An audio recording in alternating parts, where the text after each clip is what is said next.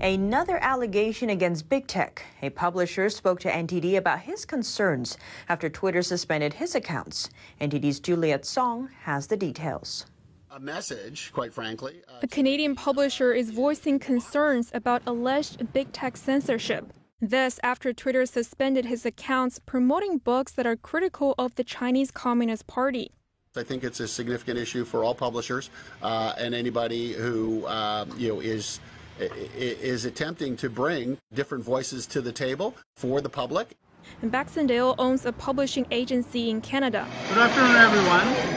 This is on Toronto's channel. Welcome to Dean, the optional publisher, the boss here, and Senator Nano here. Welcome back to Toronto again. And we are having fun here.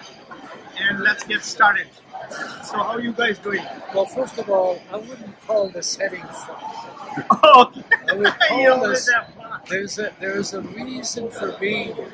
It's always a pleasure. It's always very pleasant. I love being with my Tibetan family, and I think they see me that way, and I'm honored to do that. But this is a very serious discussion that we need to have because we need to continue. We need to continue. Sorry, another book sale. Yeah, another book sale. My husband didn't get it last time when you were here. Thank you. Thank you. Thank you. Thank you. Thank you. Thank you. Nice to see you. Thank you. Thank you. We need to continue to expose China in a forceful, strong manner because that's the only thing they understand. That's what we're here today for. Yeah, and I've been in Ottawa all week on a number of different issues. First and foremost, two gentlemen from the Solomon Islands who are basically political refugees, came to Canada. Celsus Talafilu and Daniel Swadati. Daniel was the former premier of Malaya province in the Solomon Islands, to which the People's Republic of China, CCP, along with their proxies, have ostensibly bought off the government, bribed them, and they've been raping the people for decades with the logging industry and not paying them properly for their fees. And somebody pointed out recently to the opposition leader when he was in Malaysia that, see those condos? And he said, yes, those are what bought, your logs bought all of those condos. So I was there with the Solomon. I testified and spoke of transnational repression against the Uyghurs, against Tibetans at the House of Commons Committee on Ethics, on the Chinese Communist Party's infiltration operations and repression, quite frankly, of people throughout the world. And I think there's another purpose for being here today, which I think is important that we tell the folks. This is a book written by Benedict Rogers, as you know, the Hong Kong hero, that talks about the China nexus, and it is probably one of the best, well-written, well-prepared, and well-presented critics of what China is doing, not only in their sort of sphere of influence, but all over the world. And it is very important that things of this nature be exposed to the world, because the truth comes from other mouths and not the Chinese mouths. Thank you, Senator. Senator was a big fan of His Holiness, a big supporter for the past couple decades. 30 you guys know. 30 years. So for 30 years, imagine, oh my God, your whole life pretty much. Thank you. You are, yeah. Thank you. Whole youthful time, right? So, okay, so I was going to ask Din, when you going to do the next move now? What is your dream? So one of the key messages from the book, and when Ben and I started on this project about 2 years ago, when he wanted to write this book, what I had recognized is that the Chinese Communist Party is very good at isolating each individual group, like the Tibetans, like the Uyghurs, various groups of within the Hong Kong movement, the Falun Dafa, Taiwanese. this has been very successful for them to oppress the voices. So what we talked about is forming this, what we call the United Front for Freedom and Democracy, to which Tibetans, Uyghurs, and everyone can come together because we have a shared humanity. Tibetans, who are such a beautiful and peaceful people, as I've come to learn and really appreciate, and especially meeting with His Holiness and meeting with the government in exile in Dharamsala, we must unify together and fight the oppression of the Chinese Communist Party. We must, first of all, tell the world, because the world has forgotten and the world doesn't want to hear how ugly it really has been for Tibetans and other people. So, part of our thing is to form the United Front, work together, continue our lobbying efforts to inform the public, let them know. The first thing that we possibly can do is to shed light on the atrocities of this regime, what they're doing currently right now to the children of Tibet, where they're using the same system, unfortunately, in Canada with the residential schools. Now they're sending away children away from their parents for 8 months, isolated, so that they can indoctrinate them into Han Chinese culture and send them back ultimately to become spies on their parents if the parents should say anything wrong against the regime. So this is pure evil, and this is ultimately obliteration of the Tibetan culture. So we need to fight back. Everyone in this community must rally, and there's lots of things we can do. We need to speak to our politicians, talk to your neighbors about it. But together, we can do a lot. Thank you very much. You see the Dean's strategy and effort.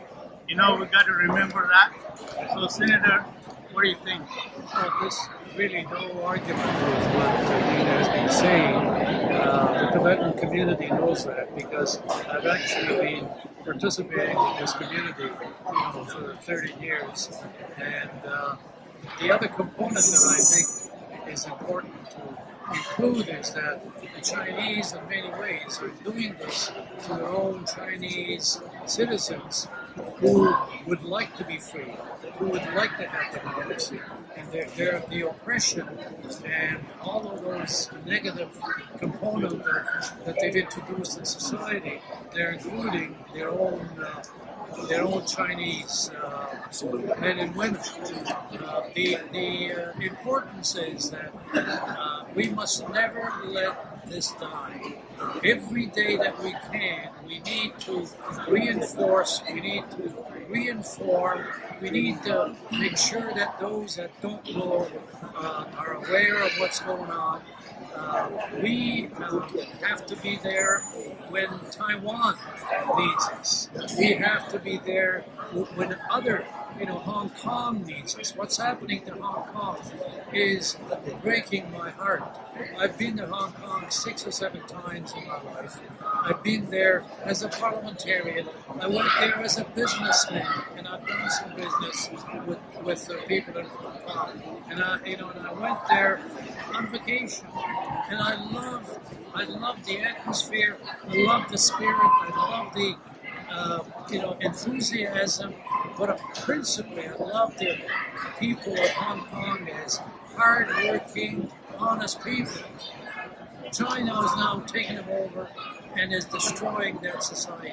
We need to be there to remind the world, but we also need to be there to let the people in Hong Kong know that they're not alone, that we're still there with them, and we will do whatever we can, whenever we can. Let me just say one thing. This guy here is my hero. He's been my mentor. He's taught me such a great deal about Tibet and why, I want to carry on his legacy, and it's a legacy for humanity. So that's why I in part do what I do. Thank you very much. Very, very nice conversation. Okay, and then what do you think? They can see it in the this background. Is the bell now. This is the Tibetan. Going on back now. Beautiful. This is the It's the real life.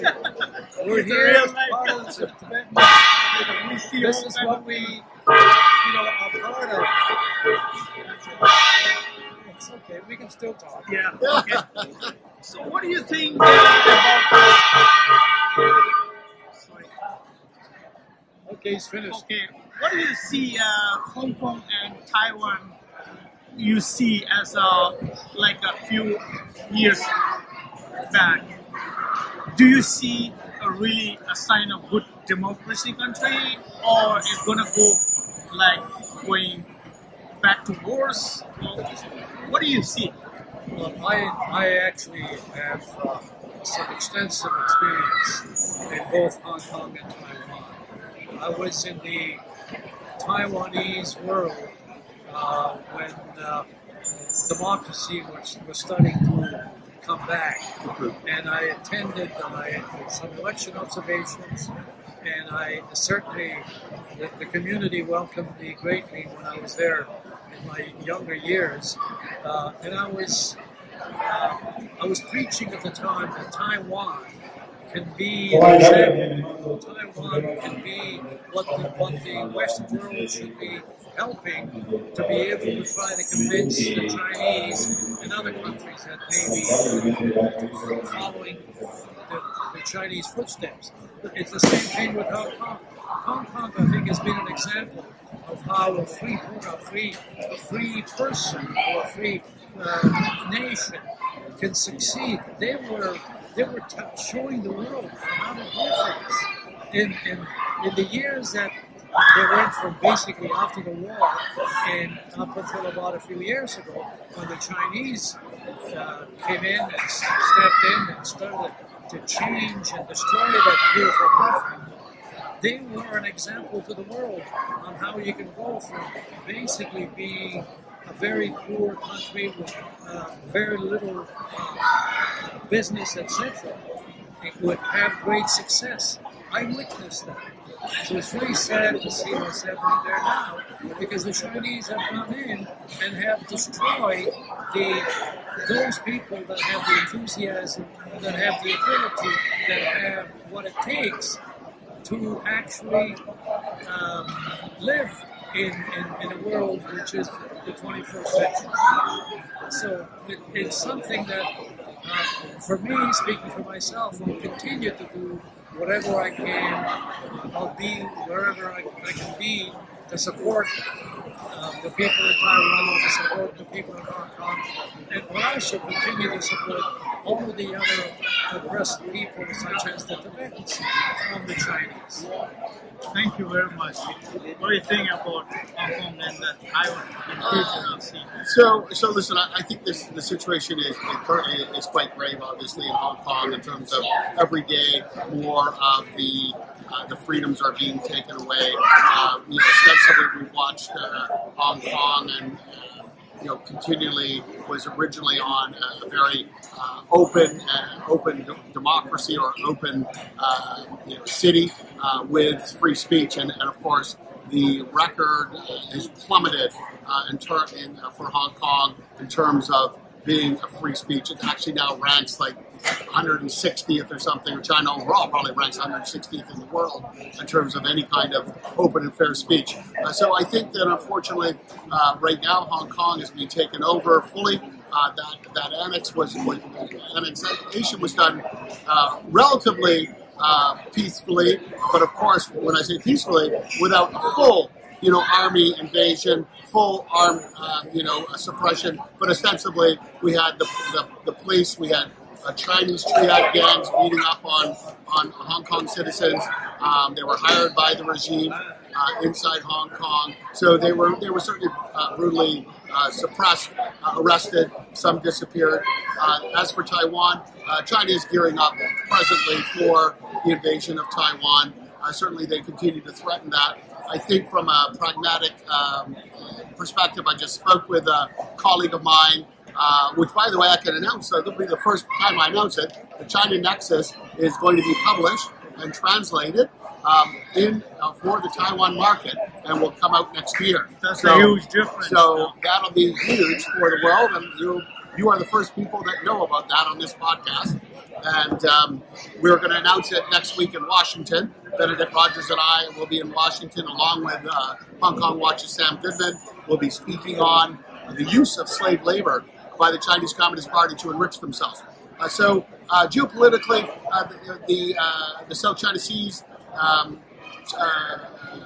the Chinese Communist Party, the the PLA Navy has moved in. They've built false islands, which with the help of from McKinsey, who consulted on this. McKinsey makes lots of money from totalitarians, barbarians, and authoritarians.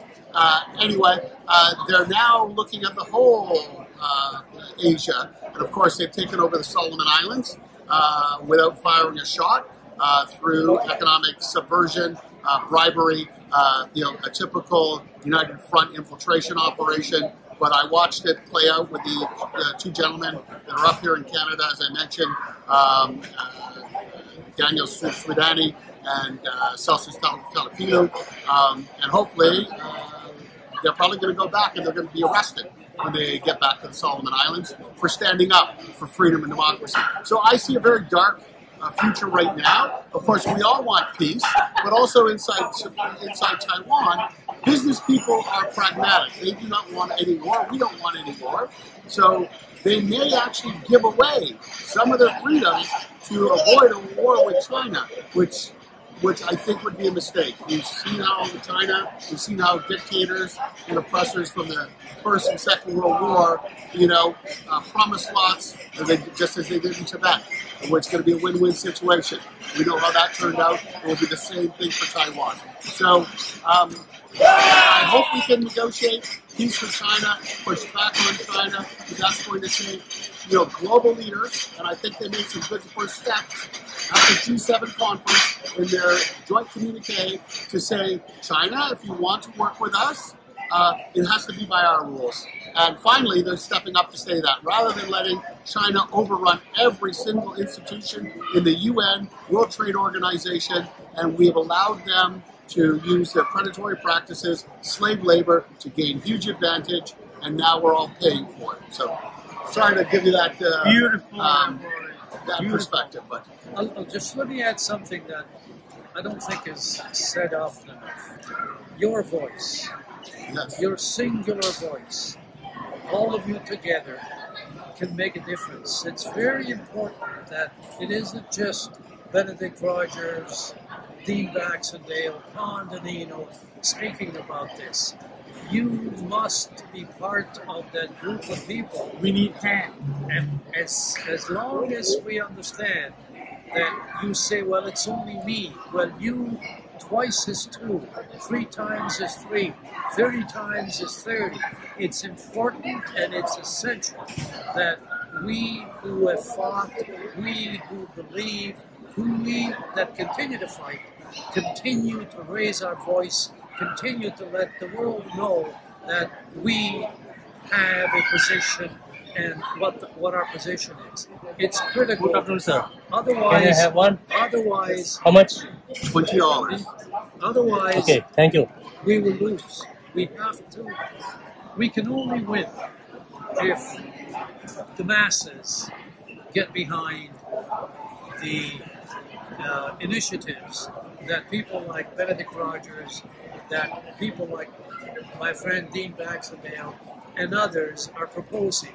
And when you have an opinion, let it be known. Don't keep it to yourself. Thank you very much. So, in the meantime, I was going to explain about this. This is the one that is going to wake up the world. For sure, it's the right time. I was thinking that for the whole time. And what do you see as Tibet and China now and then? What do you see? I don't know what you mean by... I mean, now the world is really changing. The world is the way they're looking to China is completely, they're fed up now since COVID-19. I understand your question. I am both encouraged and disappointed. I see too many world leaders that seem to be not overly, but not even critical of China. There are too many world leaders that are accepting quietly what China continues to do to this world. There are some heroes. There are some a few that are what I would call are the heroes of my life that have the courage to stand up and say something. The United Nations, in my opinion, is abdicating its responsibility in this area, in the sense that you very seldom hear any criticism of China, any criticism of any other country, particularly countries that are basically denying their citizens that incredibly important right of democracy, which should be universal and should have absolutely no exceptions. Thank you. Thank you. Okay, so I'm going to end up here. This is going to be one session. Maybe we'll see next more when we get time. Thank you very much, Dean and Senator. Thank you for the cause of Tibetan people, for the Tibet. Thank you very much. Have a wonderful day. Thanks a lot. And at the last, finally, are you coming end of this month to... Well, thank you very much for the invitation this afternoon to participate. And if I can possibly be here, I am. I think my schedule is open for the June 30th, so it would be a great honor to be here. It's a 3 days more. Well, great. Well, then we'll definitely be here for at least one of those days. Okay, so till then we'll see you guys in 30th of June to July 3rd. Thank you very much. Baxendale. Thank you so much.